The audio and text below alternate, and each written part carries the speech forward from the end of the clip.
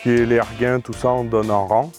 Donc tous les jours une nouvelle parcelle pour les brebis, avec des filets qu'on est obligé d'électrifier. Aujourd'hui, les clôtures électriques, c'est un outil du quotidien, c'est un investissement qu'il faut penser et que ça soit pratique, surtout pour l'éleveur.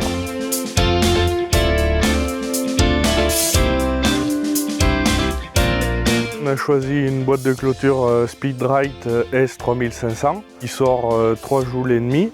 C'est la plus puissante que Speedrite commercialise.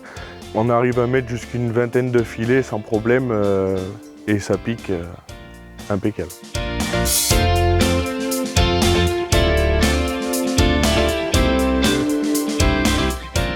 On a choisi le modèle Speedrite par rapport à son panneau solaire, au poids de la batterie.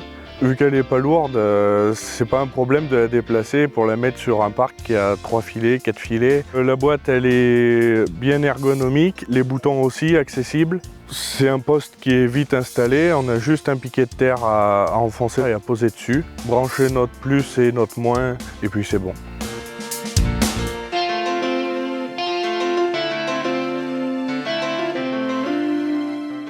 Donc aujourd'hui on utilise le mode demi-puissance parce que j'ai pas une grande quantité de filets. Et après, des fois quand on arrive sur la fin du parc qui commence à moins y avoir d'herbe, j'ai tendance à la mettre sur pleine puissance pour être sûr que mes brebis tentent pas de s'échapper.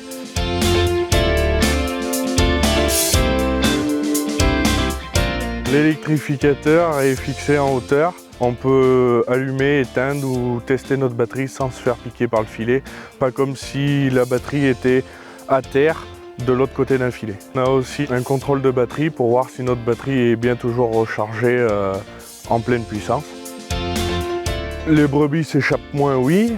Après, c'est pas qu'elles sortaient bien souvent, mais c'était cet inconvénient d'aller voir tous les jours ou tous les 2 jours si notre batterie avait bien encore du jus. Alors que là, on ne se pose pas les questions, on sait qu'elle recharge grâce au panneau solaire et c'est une inquiétude en moins, quoi. Avec un bon ensoleillement, on ne devrait pas recharger notre batterie jusqu'au printemps prochain.